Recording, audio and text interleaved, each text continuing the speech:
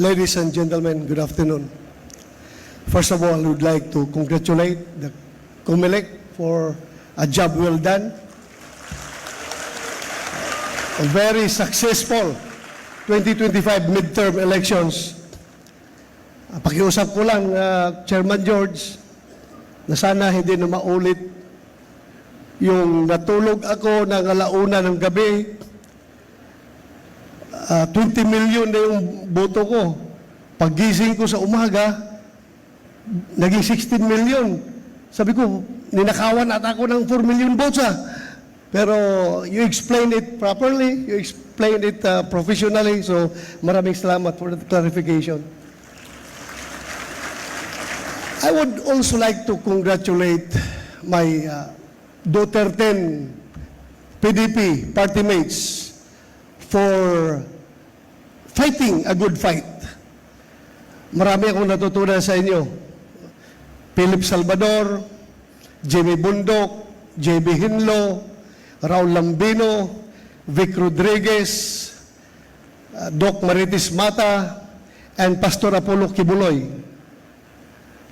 Natutunan ko sa inyo na pwede pala tayong mahalin ng taong bayan kahit wala tayong daladalang ayuda.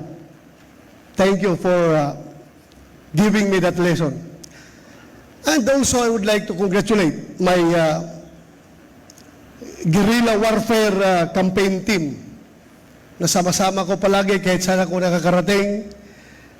Kahit na anong weather, andyan sila. Hindi ako iniwan. Maraming salamat sa inyo. I would also like to thank yung more than 20.7 million Filipinos na patuloy naniniwala at sumusuporta sa akin.